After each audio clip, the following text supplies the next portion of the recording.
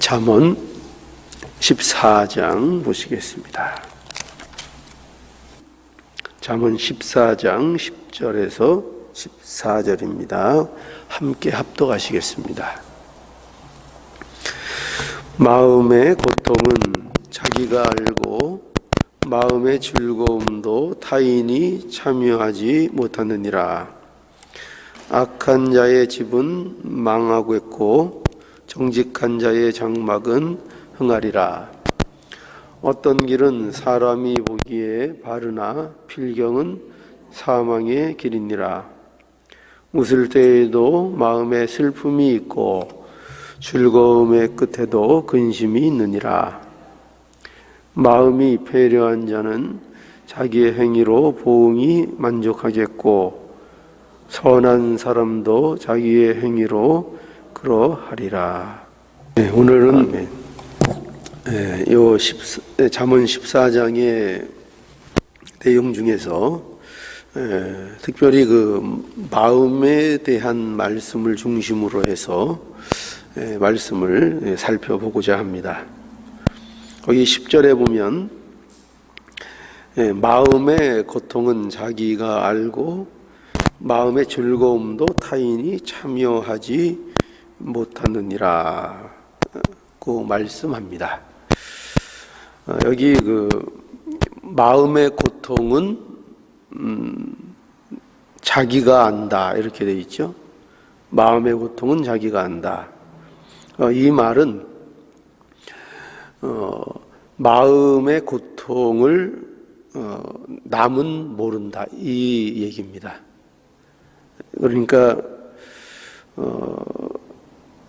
사람에게는 마음의 고통이 누구에게나 있습니다. 마음의 고통이 있는데 이 마음의 고통은 자기만 안다는 거죠. 마음의 고통이니까요.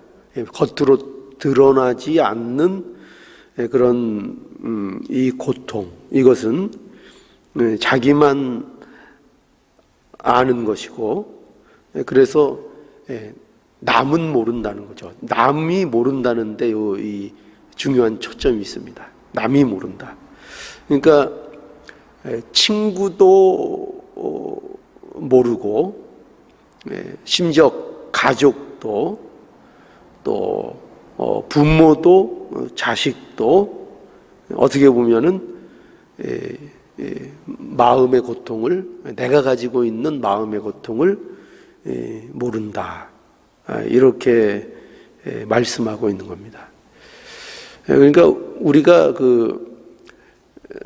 이렇게 정도에 따라 어느 정도 다른 사람의 마음을 좀 공감해주고 이해하는 부분이 없지 않아 좀 있긴 있죠. 그렇죠? 그런데 그렇게 공감하고 이해하는 것도 그것이 굉장히 이제 한계가 있고, 그리고 내가 좀 공감할 수 있는 부분만 공감하게 되고, 내가 어느 정도 이해할 수 있는 부분만 이해하게 되지, 그 다른 사람의 마음의 고통, 그 마음의 상태, 이것을 온전히 다 이해하고 아는 것은, 그것은 인간에게 있어서 불가능한 일인 것을 이 말씀이 우리에게 교훈해 주고 있습니다. 그래서 우리가 나만 가지고 있는 그 마음의 고통들이 있을 수 있죠. 남이 모르는. 이 목회자는 저는 저니까 제 사정을 제가 제일 잘 아니까, 목회자들도 목회자가 겪는 그 마음의 고통이 있죠. 마음의 고통이 있는데 그거는 누구도 그 마음의 고통을 다 알 수는 없습니다. 아무리 가까이 있는 그 아내라고 할지라도 그거 모릅니다. 제 집사람 굉장히 그 이해력도 좋고 남의 마음을 공감해주는 능력도 굉장히 뛰어난 사람인데 그래도 다 모릅니다. 그건 마찬가지죠. 저도 아내에 대한 것 다 모릅니다. 아내가 겪는, 일하면서 겪는 마음의 고통, 또 그 밖에 사람들과 대하는 마음의 고통, 어떤 일상에서 자기의 영역 속에서 그 겪는 마음의 고통, 그거 다 모릅니다. 여러분들도 다 마찬가지죠. 아무리 가까운 사이, 아무리 자식이고 부모고 아내고 남편이고 해도 헤아려 줄 수 있는 것 같지만, 다 이해하고 아는 것 같지만 서로의 마음의 고통에 대해서 온전히 다 알지 못합니다. 그런데 이것은 마음의 고통뿐만 아니라 또 마음의 즐거움도, 여기 보세요. 10절에 마음의 고통은 자기가 알고 마음의 즐거움도 타인이 참여하지 못하느니라. 그러니까 마음의 고통도 남이 다 알아주지 못하는 것이고, 심지어 마음의 즐거움도, 마음의 어떤 기쁜 일, 즐거운 일도 거기에 대하여 타인이 참여하지 못한다는 거예요. 그러니까 사람에게는 그 마음의 즐거움이 있을 수 있죠. 마음의 기쁨이 있을 수 있죠. 내가 누리는 기쁨, 나는 굉장히 기쁜 것, 나는 굉장히 즐겁고 그 일이 굉장히 의미가 있고, 그런데 그것에 대해서 남이 다 그 내가 누리는 즐거움에 대하여 함께 할 수는 없고 다 이해하지도 못한다는 것입니다. 우리 믿는 자들에게는 특별히 주 안에서 누리는 기쁨이 있죠. 주 안에서 누리는 기쁨. 그러나 그런 내가 갖고 있는 그 즐거움을 남이 다 거기에 알고 그것에 참여하고 그것을 그대로 똑같이 공감할 수 있느냐 할 때는 그것은 또 모르는 경우가 굉장히 많다라고 말할 수 있습니다. 그래서 이와 같이 말하는 이 마음의 고통은 자기가 알고 마음의 즐거움도 타인이 참여하지 못한다는 이 말씀은 결국 우리에게 무엇을 가르쳐 주는가 하면,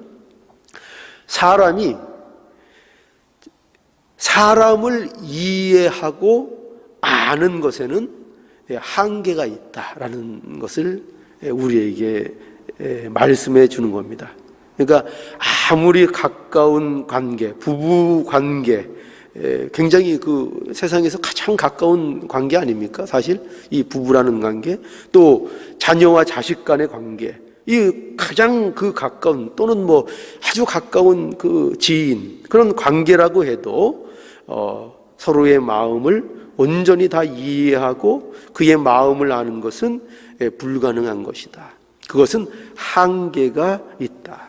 내가 아는 만큼, 내가 공감할 수 있는 만큼, 내가 겪은 만큼도 제대로 이해하지 못하는 이런 사람 간의 한계가 있다라는 것을 이제 분명히 말씀하고 있는 것이죠. 그래서 이 말씀이 왜 우리에게 이제 주어지는가 하면, 바로 이러한 사실, 그러니까 우리가 서로 사람 간의 마음을 이해해 주는 데 있어서는 거기에는 분명한 한계가 있다는 것을 바로 아는 것, 그 인간이 그 처해 있는 그 현실, 그 사실을 인정하고 바로 아는 것이 이게 지혜로운 삶인 것을 우리에게 교훈해주고 있는 것입니다. 그러니까 즉 이것은 사람을 의존하고 사람이 내 마음과 같이 모든 것을 이해하고 알아주고 할 거라는 어떤 그 의존하는 마음, 사람을 의존하는 마음, 이것을 우리가 좀 주의해야 할 것을 우리에게 말씀하고 있는 거죠. 그래서 우리가 흔히 말하는 것처럼 사람은 의존의 대상이 아니죠. 사람은 믿음의 대상도 아니고, 사람은 의존의 대상도 아니고, 사람은 우리가 늘 말하듯이 어떤 대상이라 그러죠? 그죠? 이제 사랑해야 하는 사랑의 대상이라고 이렇게 생각할 수 있습니다. 그래서 바로 이 사실을 우리가 바로 알아서 우리가 정말 의지해야 될 것은 무엇이며, 우리의 마음을 온전히 의지할 수 있고, 우리의 마음을 온전히 이해하고 알아주는 그분을 우리가 만나는 삶 속에서 살아가는 것이 인간에게 있어서 지혜로운 삶인 것을 말씀하고 있는 거죠. 우리는 오직 주님만을 의지하고 오직 주님만이 우리의 마음을 아신다라는 이 사실을, 이제 이 분명한 사실을 이 말씀 속에서 이제 알아야 하는 것입니다. 13절에도 그 마음에 대한 것을 얘기하고 있죠. 오늘 그 본문에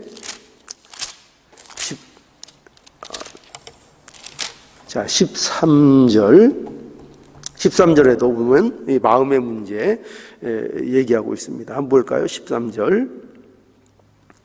웃을 때에도 마음에 슬픔이 있고 즐거움의 끝에도 근심이 있느니라. 웃을 때에도 마음에 슬픔이 있다. 사람이 웃을 때가 있죠. 사는 인생 속에서 웃을 일이 있습니다. 웃을 때가 있습니다.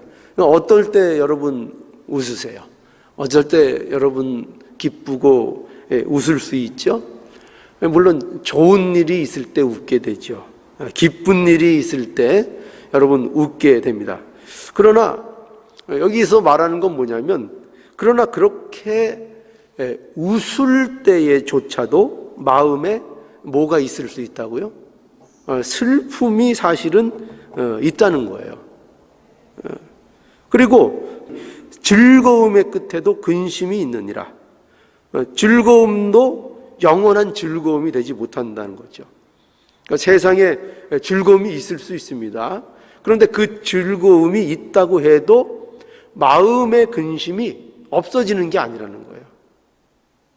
그래서 항상 예측할 수 없다는 거예요.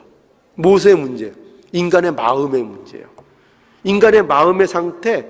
왜냐하면 그 본질적인 마음의 문제가 하나님 앞에 잘못되어 있기 때문에 사람이 세상적인 것으로 기쁘고 웃고 즐겁고 그런 일들이 얼마든지 세상살이에서 있지만, 그러나 근본적인 이 마음의 슬픔, 마음의 근심, 이것은 항상 근본적으로 그 속에 남아있다는 것입니다.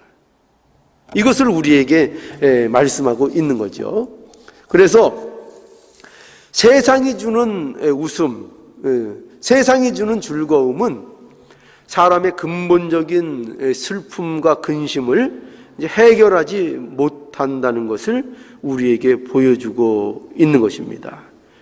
그래서 마음의 근본적인 문제, 이거 우리가 해결받아야 되는데, 이 근본적인 문제를 해결하는 것은 오직 하나님의 주시는 은혜밖에는 없다는 거죠. 하나님이 주시는 은혜를 받지 못하면 이 근본적인 우리 마음의 슬픔의 문제, 이 근심의 문제를 해결할 방법이 없다는 거예요. 좋은 일이 아무리 많으면 뭐합니까? 아무리 기쁘고 즐거운 일이 세상에 많으면 뭐합니까? 그 마음에 슬픔이 있는데요. 그 마음에 근심이 있는데요. 이것을 해결할 수 있는 것, 이것은 오직 하나님이 주시는 은혜 아래서만 이것이 가능한 것입니다. 예수 안에 참된 평안이 있습니다. 예수 안에 참된 기쁨이 있습니다. 여러분, 데살로니가 전서 5장에 가보면 항상 기뻐하라. 쉬지 말고 기도하라. 범사에 감사하라. 이는 너희를 향하신 하나님의 뜻이라 그랬어요. 하나님의 뜻. 하나님의 뜻이라는 게 뭐죠? 이걸 우리 잘 알아야 돼요. 우리는 늘 항상 우리가 기뻐해야 되겠다. 우리가 쉬지 말고 기도해야 되겠다. 범사에 감사해야 되겠다. 내가 이렇게 해야 되겠다라고 생각하죠. 그런데 이 말씀은 거기에 초점이 있지 않아요. 우리 보고 뭐 하라는 데 초점이 있지 않다니까요. 그게 아니라 이것이 하나님의 뜻이다. 여기에 초점이 있어요. 뜻이다. 그게 무슨 말일까요? 무슨 말일까요? 하나님이 그 의지를 나타내는 거예요. 하나님의 의지. 그렇죠? 그러니까 우리는 항상 기뻐할 수 없어요.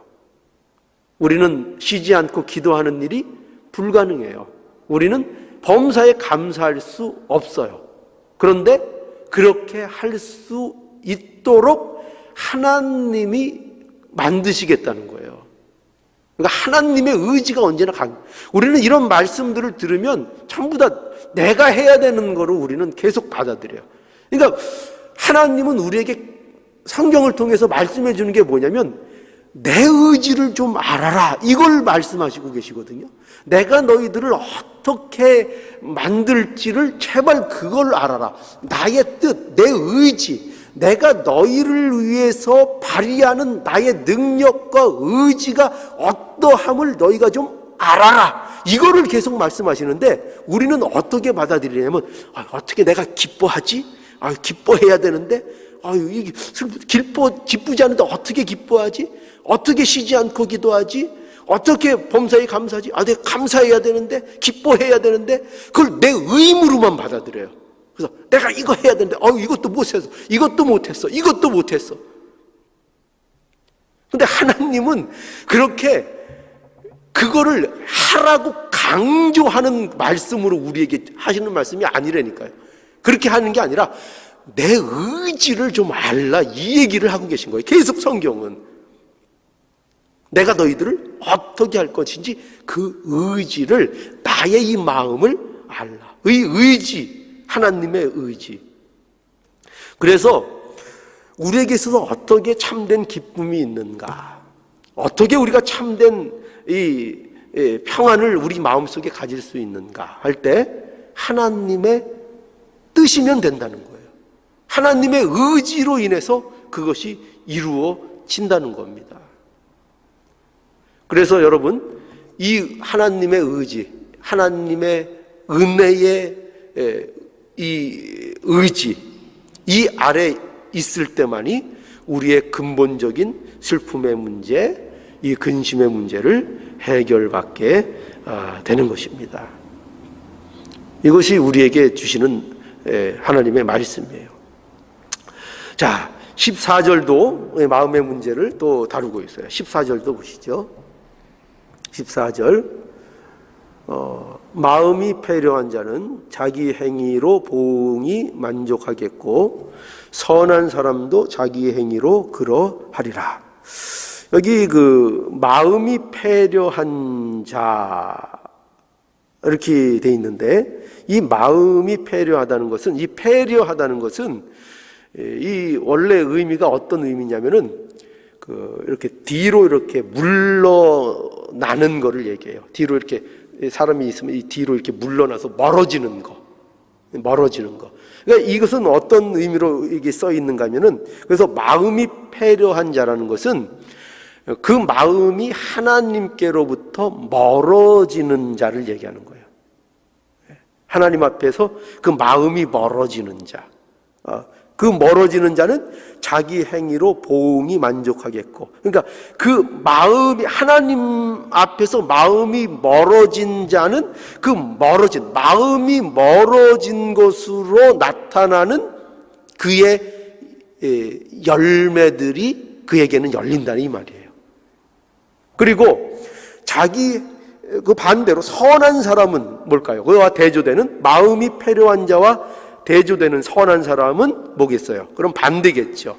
이 선한 사람은 도덕적인 이런 착함을 얘기하는 것이 아니고 하나님을 그 마음으로 의존하는 마음을 가진 사람, 하나님에 대해서 절대적으로 하나님을 의존하는 그 마음을 갖고 있는 그 사람, 그 사람이 선한 사람이에요. 그 사람이 선한 사람. 그러니까 그 선한 사람은 그 하나님을 의존하는 마음을 통하여 바로 그 자기의 행위로 그 마땅한 그 마음으로부터 나오는 열매. 여기 자기 행위라는 말이 있으니까 꼭 이렇게 겉에 얘기를 하는 것 같은데 그게 아니에요. 그게 아니고 그 마음의 선함으로 인하여 하나님을 의존하는 것으로 인하여 그거에 합당한 열매들을 맺는 삶. 그러니까 어떻게 보면은 우리가 흔히 말하는 심은 대로 거둔다라는 그 법칙이 있잖아요. 그죠? 심은 대로 걷는다. 육적인 것을 심은 자는 육적인 것을 거두고 영적인 것을 심은 자는 영적인 것을 거두는 거죠. 그러니까 무엇을 심었느냐에 따라 무엇이 열매가 되느냐가 결정되잖아요. 그것처럼 그 마음이 하나님을 의존하는 마음을 가진 사람은 그 마음으로부터 뭐를 얻고 그 마음에 합당한 하나님 앞에 참된 열매를 맺고, 그 마음이 패려한 자는 그 마음이 패려한 것으로 인하여 얻는 잘못된 헛된 열매를 맺게 된다라고 말씀하고 있는 것이죠. 그래서 우리가 참된 열매를 맺으려면, 그래서 무엇이 우리에게 가장 중요하다고요? 하나님을 의존하는 그 마음의 상태. 그러니까 결국 우리의 인생의 참된 열매들, 그것들도 어디에서만 그 열매들을 우리가 맺어나갈 수 있는가 하면은 하나님을 의존하는 그 마음으로 사는 자들. 그러니까 우리가 맺어야 될 열매들은 다 그건 거예요. 결코 하나님과 돌아서 있는 상태에서는 참된 열매들을 맺을 수 없어요. 오직 하나님과 그 마음을 교통하고 하나님을 의존하는 자만이 참된 열매를 맺고 그것으로 인하여 참된 평안, 참된 기쁨, 참된 희락, 참된 온유, 참된 겸손, 이런 하나님이 우리에게 목적하시는 그 열매들을 맺을 수 있다는 것입니다. 그러므로 이 마음이 중요한 것이죠. 하나님을 의존하는 삶, 그게 절대적으로 우리 신자들의 삶이 되는 것입니다. 그러니까 신앙생활은 뭐냐? 간단한 거예요. 사실은 뭐냐면 하나님을 의존하는 겁니다. 절대적으로. 나를 의존하는 것이 아니고 세상을 의존하는 것이 아니고 하나님만을 의존하게 되는 그 삶. 그러니까 우리가 삶 속에서 하나님만 의존하는 것으로 우리가 가면 갈수록 우리는 복된 자가 되는 거예요. 복된 자. 그러니까 세상의 어떤 조건과 환경 때문에 내가 하나님 의존이 점점 내게 있어서 멀어지는 일이 되면은 그거는 오히려 복일까요? 저주가 될까요? 그건 저주인 거예요. 오히려 상황이 열악해져서 내가 사업도 안 되고 자녀들도 말도 안 듣고 그런 어떤 일 때문에 내가 하나님을 그것 때문에 더욱더 의존하는 의존적인 존재가 되면 사실은 그 모든 것을 통해서 하나님이 나를 복된 것으로 인도하고 계시는 일인 것으로 우리는 그렇게 인정하고 받을 수 있어야 되는 겁니다. 그러니까 우리는 세상 사람들이 고난이라고 생각하는 것도 우리에게는 사실은 복이 되는 거죠. 이런 삶을 우리에게 하나님께서 허락해 주신 것입니다. 자, 그래서 오늘 우리가 이 마음의 문제, 누구도 알아주지 않는 이 우리만이 갖고 있는 내 자신 안에 있는 이 마음의 문제, 이 문제를 누가 해결해 줄 수 있는가? 오직 하나님만이 모든 것을 아시고 이해하시고 해결해 주시고 지켜주시고 하는 분이다. 그러므로 우리는 우리의 마음이 하나님만 의존할 때 참된 열매들을 맺을 수 있는 참된 신앙의 길을 걸어갈 수 있다라는 것을 오늘 말씀을 통해서 우리가 확인했습니다. 하나님만 의존해 사는 우리의 마음들, 복된 마음들이 다 되는 저와 여러분들이 되기를 간절히 원합니다.